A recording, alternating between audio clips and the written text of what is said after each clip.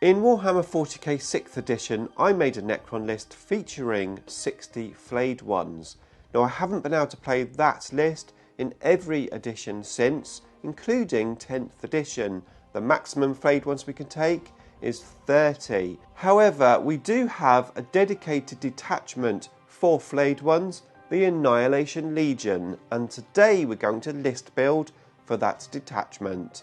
It's coming right up. Necrons! Nick speaking, and welcome to this video. Right, today it's list building in the Annihilation Legion.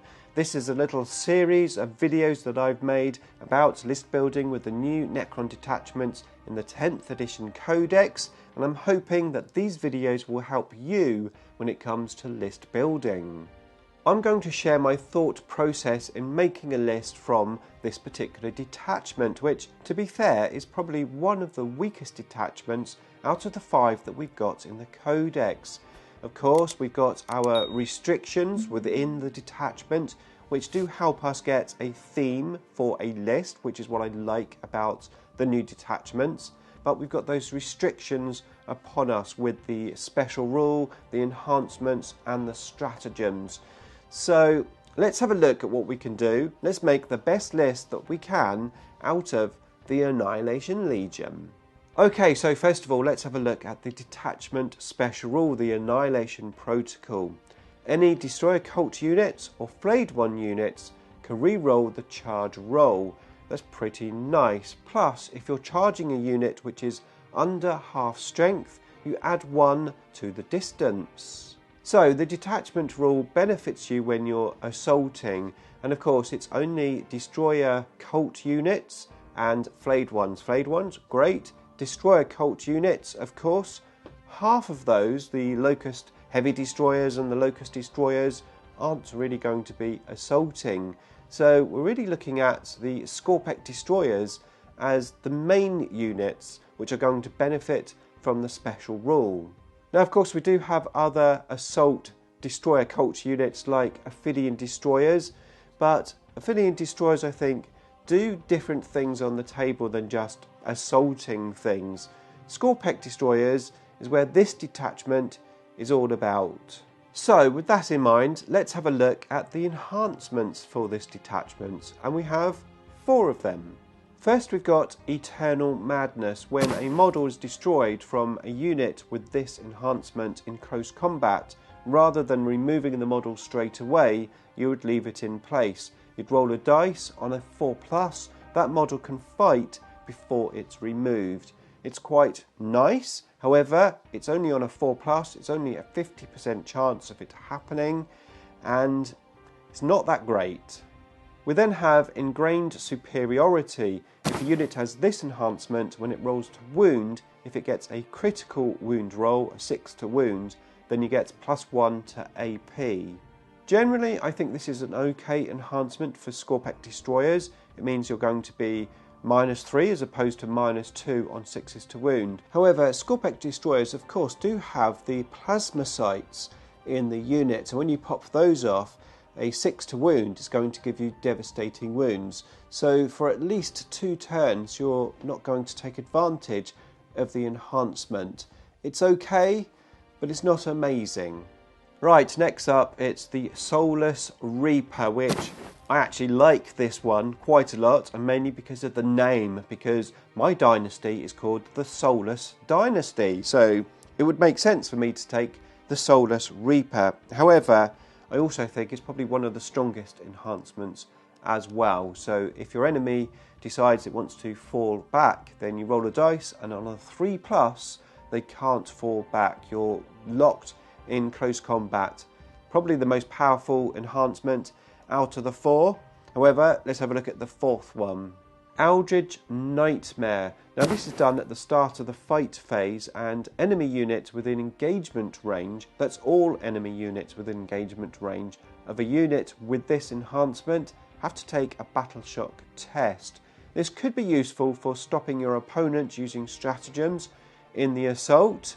It's an okay enhancement, but I just feel the Soulless Reaper is the best one, plus it has the best name. So we are building a bit of a picture up about this detachment. It's all about the assault.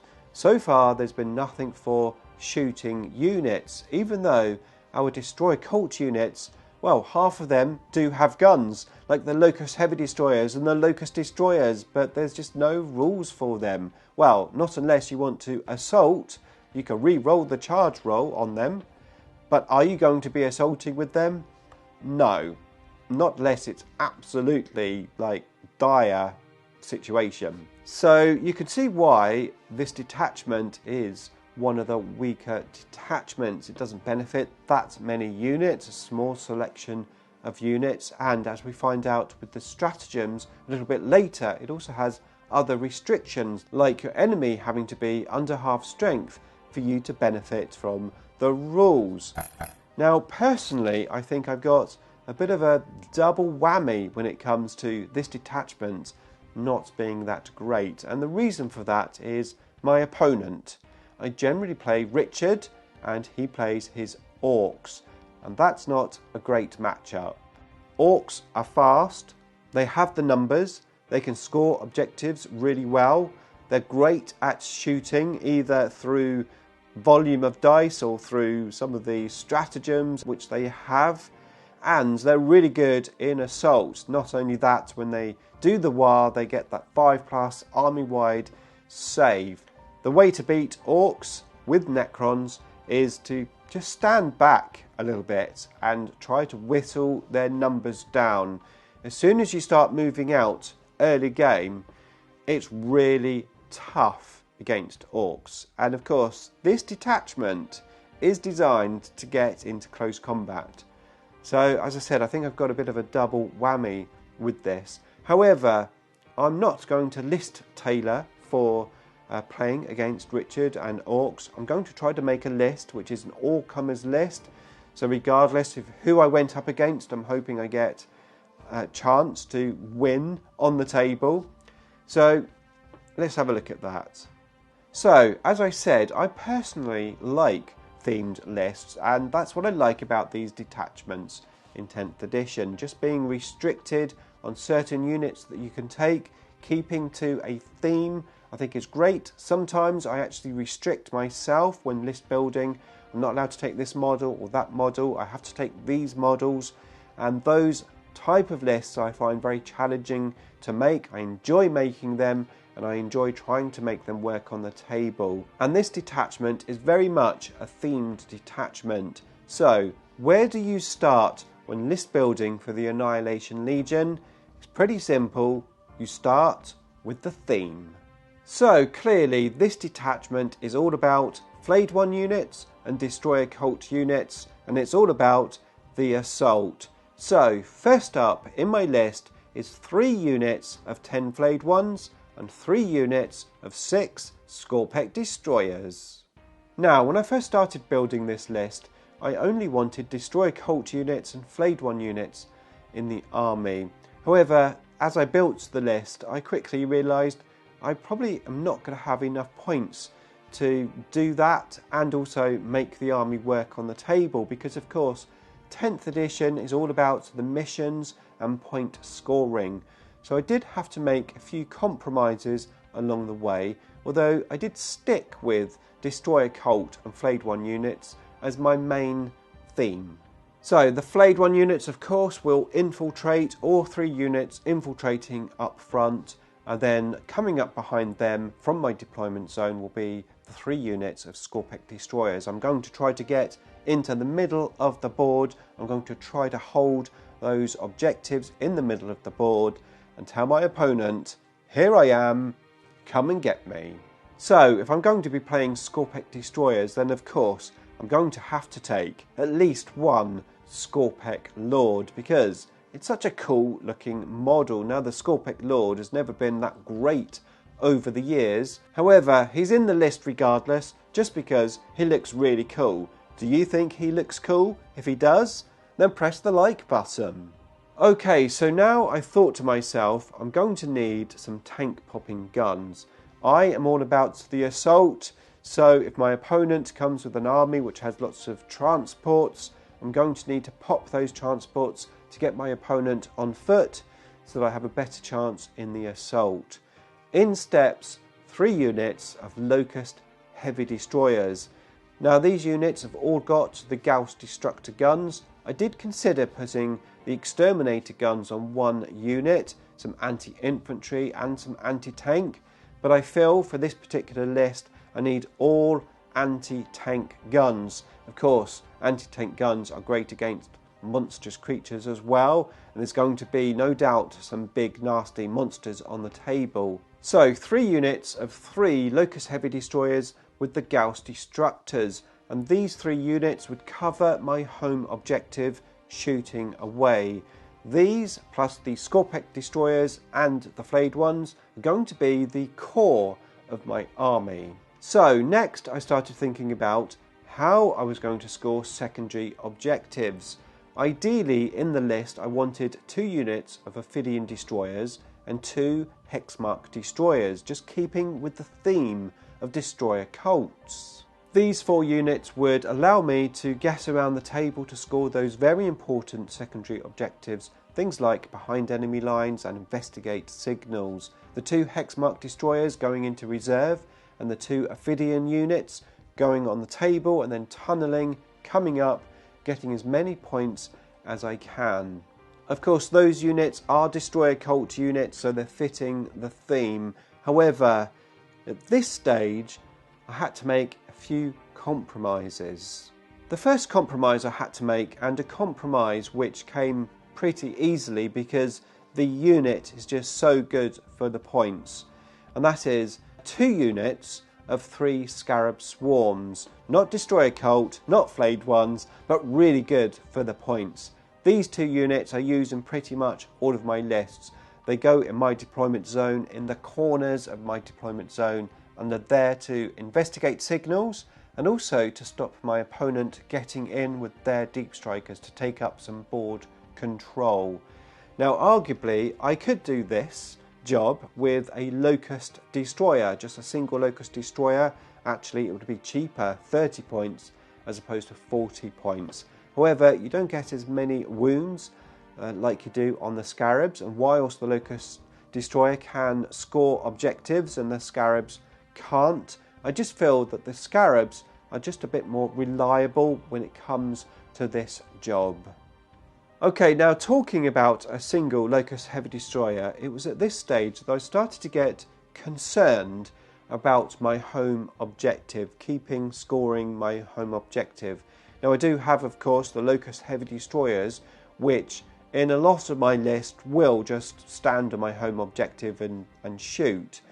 Well, most of my other lists are backed up by other shooting units. This list isn't. This list just has those 3 Locust Heavy Destroyers, and I'm thinking that these units might have to move around more than I would do normally, and that means I might be exposing or potentially losing my home objective if I have to start moving for line of sight, for example. So I'm going to take a single Locust Destroyer, and its job is going to be to stand on my home objective just as a little insurance for my Locust Heavy Destroyers, just in case they have to move to get into position.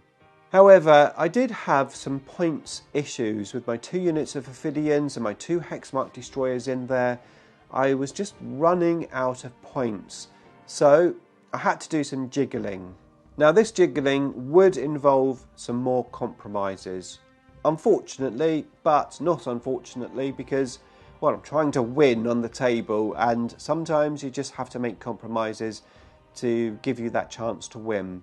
So I dropped 1 unit of Ophidian Destroyers and put in a unit of Deathmarks. I've used Deathmarks before, Deathmarks reserving, coming in. They're great for behind enemy lines and investigate signals, etc. So Deathmarks are in the list, and that gave me some points left over for an enhancement, 15 points, which meant I couldn't take the enhancement I really wanted, the Soulless Reaper.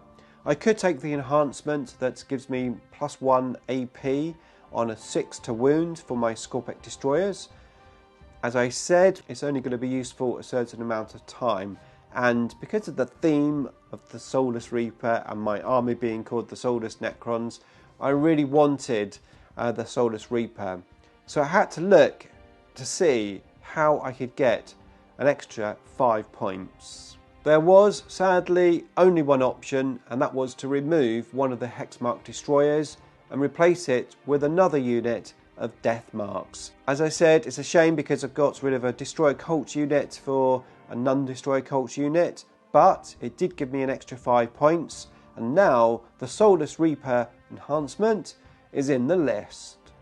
Woohoo! Now, of course, we still need to look at the stratagems, but before that, let's have a quick chat about my battle plan. The Scarab Swarms will be in my deployment zone in the corners. I'm going to have the Locust Destroyer, and I'm going to have the unit of Ophidian Destroyers on my home objective. The Ophidians can jump around if I need them. Then I'm going to have the 3 units of Locust Heavy Destroyers at the back, getting as best line of sight and doing as much damage as I can. The flayed ones are going to infiltrate. The Scorpek Destroyers with the Scorpek Lord are going to move up behind them. Then I'm going to have 2 units of Death Marks and a Hexmark Destroyer in reserve to come in to do my secondary objectives. It seems a solid plan to me. However, of course, we are lacking in shooting. We are all about the assault. So it's going to be really interesting to see how this plays out, especially against Richard and his orcs. Okay, so let's have a look at the stratagems. Now, all of the stratagems are locked into Destroyer Cult or Flayed One units. You have to have those units to benefit from the stratagems. However, the stratagems are actually pretty decent, and the good thing is they're all only 1 CP. Now, the first one is Masks of Death. When a unit is targeted with an attack, shooting or assault, you can use this stratagem and your opponent is -1 to hit. This could actually be really useful and potentially, especially on the flayed ones or the Scorpek Destroyers, maybe one of the stratagems you're going to use quite often. So the next one is the Spore of Frailty. Now this is done in your shooting phase or your assault phase. If you target a unit which is below full strength, its starting strength, then you get +1 to hit, and if that unit is below half strength, then you get +1 to wound. It's a useful stratagem. However, of course, your opponent has to have some damage before it can take effect. Right, the next one is Murderous Reanimation, and actually this is a really good one. However, it is limited to the fight phase. So if one Destroyer Cult unit or Flayed One unit destroys an enemy unit or causes the enemy unit to go below half strength, you can activate your reanimation protocols. Now this is really useful, especially if it's in your opponent's fight phase. To get an extra model back may make the difference of taking an objective from your opponent. It may make the difference of not having to take a battle shock test in your next turn. Then of course in your next turn you get to reanimate again in your command phase. That's a good stratagem. Right, next it's Pitiless Hunters. Now this again is pretty good. It's done in the fight phase, and what you do is you activate it and then you can pile in and you can consolidate 6 inches as opposed to 3. That is really good. A 6-inch pile-in is going to be really useful for making sure that all of your models can attack. Really good. Okay, the next one is Blood-Fueled Cruelty. So this is done in your opponent's movement phase just after the enemy falls back. One Destroyer Cult unit or Flayed One unit from your army that started the phase within engagement range of the enemy unit. Roll a d6. On a 2 to 5, that enemy unit suffers d3 mortal wounds, and on a 6, the enemy unit suffers 3 mortal wounds. Your units can then make a normal move, but must end that move as close as possible to that enemy unit. So you can move after they fall back. Now you can't move into engagement range, and you have to move as much as you can to get as close as you can to that enemy unit, but it's quite a nice little trick. Right, the last stratagem is Insanity's whatever. This one here basically is done in the shooting phase. Just after an enemy unit is shot, one destroy a cult unit or flayed one unit from your army that has one or more of its models destroyed by the attacking unit's attacks. Your unit can make a normal move, but must end the move as close as possible to the enemy unit. So if you lose a model, you can then move normally, but you have to move towards the unit which destroyed you effectively. So some movement shenanigans. There's quite a lot of movement shenanigans there. How useful it's going to be because of the restrictions is another thing. But overall, some decent stratagems. I think this is going to be a really fun detachment to play. I am looking forward to it. Not only am I going to take this list up against Richard, but I've got a special game against Dread Wargaming. Yes, okay, it's another Orc player, but it's a different opponent. Now, if you want to see some of my battle reports, then here's a playlist with them in. And if you want to see my other list building videos, then here they are for you to watch.